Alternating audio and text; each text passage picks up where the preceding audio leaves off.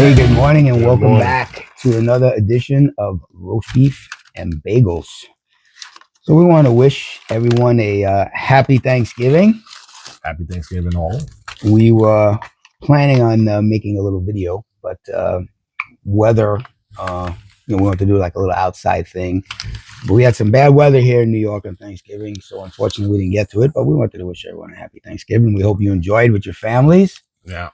Hope no one spoke politics over the dinner table. No, because that's one of the things the Democrats and the industrial media news complex was trying to do over this break was destroy families and saying don't go over and make your stance after Trump won in a landslide for this year's election. But we hope you had an enjoyable Thanksgiving.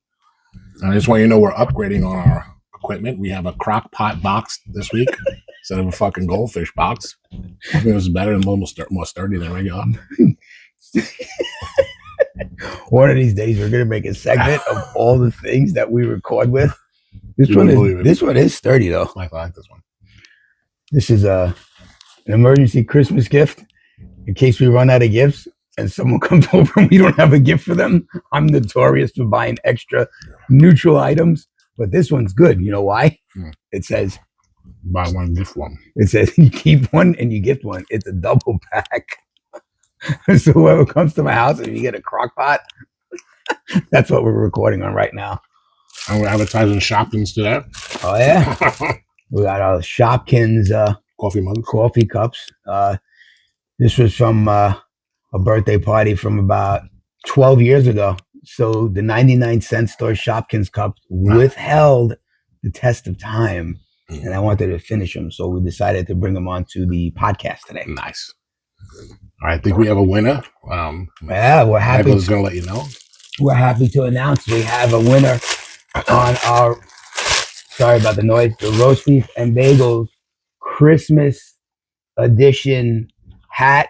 The winner is, we would like to call him the Meme King, Jesus, from Florida. Jesus is the type of guy, nice guy. We've known him for years. Yes. Nice guy.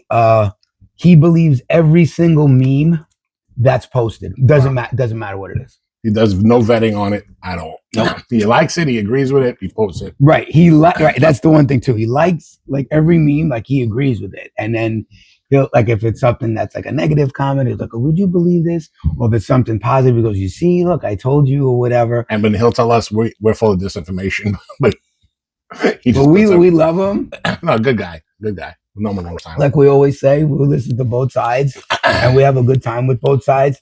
So Jesus is the winner for our Christmas edition hat giveaway. Of course, we're going to have more giveaways and more contests, so constantly stay tuned and be on the lookout for that. So Thanksgiving, there's still a lot going on in this world. Anything you want to bring up today?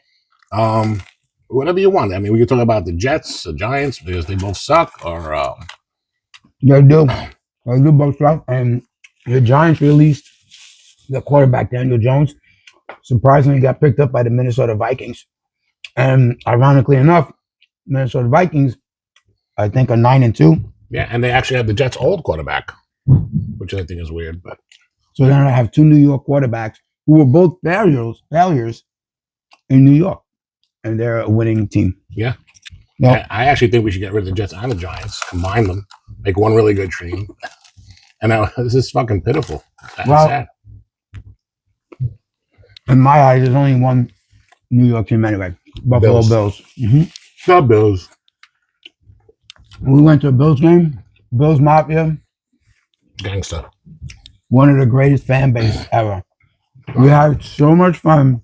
And I think they got destroyed that game. Yeah. Because Josh Allen was injured, right? Yeah, I think it was his first or second year. He wasn't even. Yeah, he was newer into the league, but he wasn't playing that day.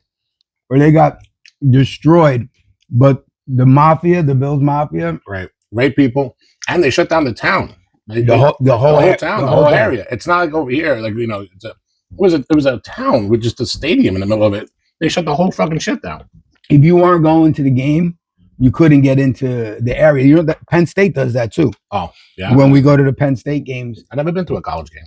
college games are great. I don't know, big difference between NFL and college. The thing with the college games, they almost make you feel like you're part of the team in a way because the players and everything they come into the streets like they don't have like this, they have their own entrance, but they don't have like a secret entrance where the cars pull in or whatever, and they have to go running in the tunnel or something like that. The college plays, they come out, and what happens is all the fans greet them, and because we've been to quite a few of these games, and you like wait online, and they come and they give everyone high fives and shake their hands. I mean, even though you don't maybe know some of these players, because obviously the NFL you're gonna know with the names and all that other stuff. But like a lot of these young kids, this is their NFL because some of them don't. Yeah, this is different. This is it. Yeah. So totally different. A lot of fun. Tons of activity on the outside. Tailgating is out of control. Again, that's the best spot. Oh, we were walking. We parked our car and we're walking to the stadium. Strangers inviting us to their tailgate parties, literal menus on like those big Winter Bagels, those like mobile homes. Yeah. And their guy was like, "What do you want?" And he's like, and we're like, "Well, what do you have?" And he's like, "Oh, just read the menu." Like, not like a hero or a sandwich. Like trays of chicken parm, veg ziti, chickens, eggplant. I mean, crazy. I couldn't believe it. And then full bars, and people were just very giving, and it was incredible. I mean, when we were doing that, like our first experience going was bananas. Awesome, bro. Bananas. I mean, I'll go next year. Oh, I'll definitely go with you. Yeah. Penn State game. I love the Penn State. Well, a lot of people go to the Notre Dame games. Well, all the I like to go to. I was talking to my friend the other day about Michigan. I go to the big house because that stadium's actually bigger than Penn State. Penn State is huge. It fits, I think, 106,000. But Michigan, the big house, it's even more. I mean, not by much, but the capacity is more. So it's got to be even more intense. I would definitely go to Michigan. We wear Wolverines jerseys. Oh, yeah, because our team used to be Wolverines when we were younger. Michigan. We did the blue and gold and everything. I mean, we weren't like huge Michigan Wolverines fans, but we did win in 2000, though, right? We did. We made the championship our first year. We lost. Yeah. And then we went and we won. But then you went with a different team and you won. And then I got in one more time and then we lost. That's when we played our own little thing. But he quit my team because he couldn't play with me no more. No. I love him. I just couldn't deal with him. But I'll tell you this. I left the team. I used to come to support the team when we were over in Jupiter Valley. And some guy tried to fuck with him. So I went home, got my jersey, and I played that day because no one's, even though I'm not talking to him, no one's going to fuck with me, brother. He had on slides. Yeah. And some guys wanted to fight with me at the football. Football, your emotions are crazy. He didn't play with me no more. He said, "Dude, I'll be right back." I mean, am I going to put the fight on pause? But I was arguing so much with this other guy for the whole game that is escalating. And he went home because he used to come down and watch James. He put on his old jersey. And he enforced. Fuck that guy. I wish I see him right now. So, but anyway. Well, the other thing you wanted to talk about, which I thought was good, was the Penguin. Right? I mean, the series, The Penguin, on HBO. Excellent. I just finished watching it last night. I caught the last episode. Great series. I don't know if anybody's seen it. What's the guy's name again? Colin Farrell. Colin Farrell's awesome. I couldn't think. He don't even look like Colin Farrell. Yeah. If you guys haven't seen it and you have HBO, highly recommend watching The Penguin.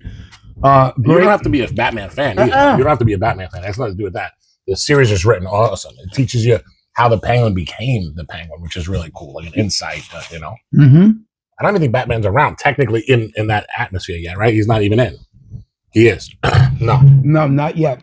It was like Roast Beef said, it was the stages of the Penguin's life leading to, as you see, him becoming the Penguin. And the Penguin, like we know as kids, obviously, and even in the Batman movie Burgess series. Meredith, right?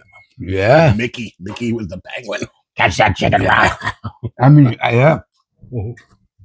Great series. Don't want to give away the last one. I was looking online to see if there was a season 2. There's no information about a season 2, but this first season, I mean, if it's complete here, it's definitely a great introduction to the character, and we'll see what they do with it.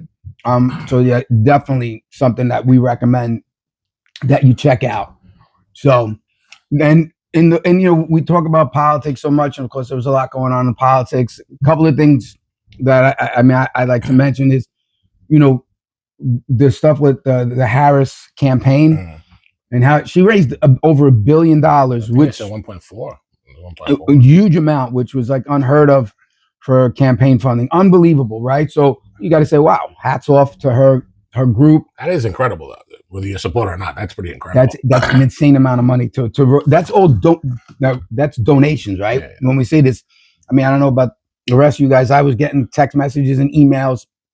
Please donate as low as $5 or whatever, or they try to like coerce you. Oh, you'll get a hat or an autographed picture or a letter, right? So, and I got it from both sides. Obviously, I'm a registered Democrat, so the Democratic Party has me on whatever mailing list. So I got it from both sides. I mean, I didn't donate anything to that stuff. But she raised, Bidenomics made me not donate. But to raise over $1 billion, which I thought was very impressive. However, she overspended $1 billion just on campaign funds to a point where she couldn't pay her staffers and is still asking for money.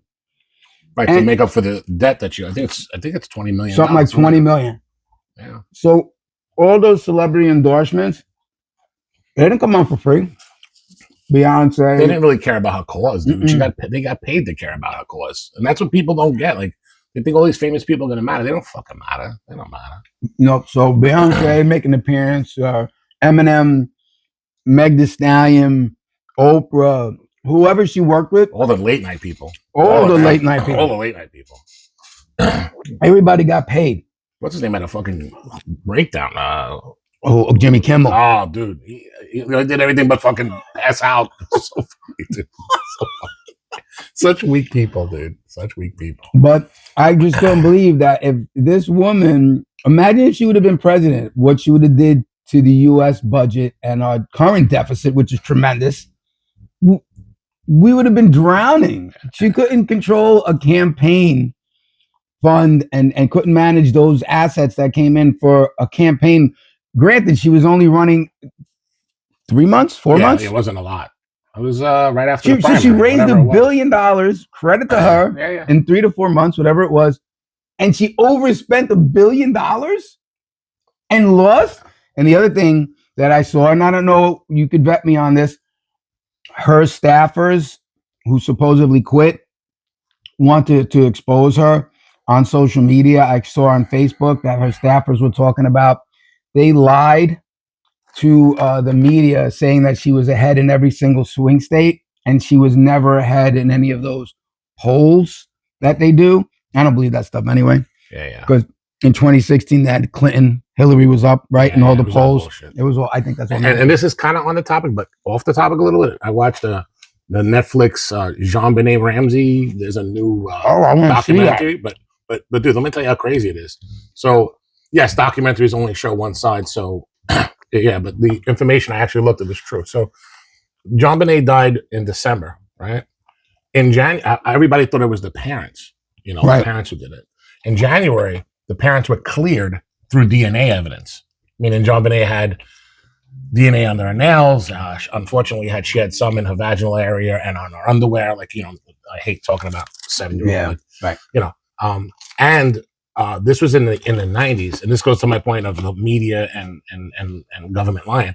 So the Boulder Creek sheriff and all these people, they were convinced that it was the parents. So when the DNA came out, they kept it quiet for over a year. They didn't tell anybody for a year, and they were leaking information that was absolutely false to the media to make it look like the father did it for a fucking year. So that's in 1990. They were trying to manipulate people's brains to thinking one way. This is 2024, dude. So it's crazy, but either way, watch it. It's not really political. It's a sad case, but I couldn't believe, because at the time I remember thinking it was the father too, but I thought it was the father because only certain parts of the information was coming out. It wasn't real. Dude, they said that the father took an airplane with the baby's body because he used to be a pilot, Right. and flew it to some Atlanta to be buried. The whole entire story. There was not one truth to that whole story, but it was in media outlets. People were doing it on Channel 5, Channel 11, all over the country because it was a huge, national story. But it's fucked up how the media and parts of the government can manipulate you, and then you don't believe anything else. You're like, oh, this person said it. You can't believe almost anything anymore. It's horrible. It's horrible. That is horrible. I remember that story, and for years, you're right, they blamed the parents. Yeah. And see, that's what happens just in general. Like Roast Beef was just saying, you hear stuff enough times, you start to believe it, right? So you start to believe. So if the news and now social media, forget it. It's in your face 24/7. Yeah. Hence Roast Beef and Bagel show, 24/7, right? So he's right. They say the parents did it. The parents did it. The parents did it. The parents did it. So what do you say? Parents did it. Well, think about every news outlet said it. One of the most successful areas in the country work-wise is advertising. Why? Why do you get paid so much to advertise? Because you're literally brainwashing people to believe whatever. Because the more you see it, like he said, the more you fucking believe it. It's a disgrace, actually. It's sad. It's sad that people get brainwashed that fast. We could probably have a whole show on the news, and maybe we'll do it. I like that idea with the advertising because that's true too. You see a bar of soap or something advertised over and over again. And dude, I'm guilty of it, dude. I'm absolutely guilty of it. Joe Rogan makes an announcement or there's a commercial with Joe Rogan. I like the guy. Say, you know what? I need this soap. Maybe I'll fucking try this soap. You know what I'm saying? But that's soap. That's not people's lives. You know what I'm saying? Like, you're destroying this man's life. You're making him seem like he's the one who killed his daughter. I'll be honest with you, as a father of a daughter, I know him as well. It's just to even think about it. They were saying that he was sexually attracted to his kids, and that's the reason why. I mean, you're just disgracing this guy, and there's zero proof. It's just your opinion, and since you're on television, for some reason your opinion matters than the average person. More than the average person. It's sad. I didn't like it. I mean, that gotta be your life. You must be going through hell to begin with. Right, you lost your kid. Yeah, and then you got the people's court, so to speak, with the news blaming you, and if they walk down the street, the average citizen is going to see them and heckle them to death because they're going to think that they did something. And I thought it was really interesting on the series. There was one detective that was taken from outside Colorado. Like he was asked to come in by the DA to see it a different way. And I got a text. And he turns around and says, when a detective's doing an investigation and they're only focused on one end, they're literally letting the killer go because the longer they don't look at certain other aspects, the farther that criminal gets. So they could have probably found this guy if they didn't concentrate so much on the father and mother. Yeah, that's an unsolved case, right? Yeah. Can you imagine? Some guy came out, though. You'll see in the thing. Some guy came out and actually said he did it, but the DNA didn't match. Yeah, they're all psychos like that, too. He just wanted to be popular. They want to get themselves popular and stuff like crazy, that, too. Dude. That's sick, dude. But it's interesting to watch. We should have talked about different series. I watched that Menendez Brothers series. I didn't watch it yet. How was it? That was good, too. Yeah, it was good? Yeah, I didn't watch it yet. Those guys, they were crazy. Yeah, I actually think, dude, I mean, now that the stuff's coming out, I mean, I heard that they were saying that they're like being brutally raped by the father almost every day. That's part of the series. You gotta watch it. I gotta watch it. Because you're not gonna know what to believe or not to believe. Do they show both sides, though? They show both sides. See, I like documentaries that show both sides. I like that. It's good that way because you make the decision yourself. They're not pointing you in one direction or another, Yeah, I like that. Those two kids. And how long they been in? Like 30 years, right? Yeah, something like that. They're going to let them out. I mean, whatever. Like, I don't think they have a chance.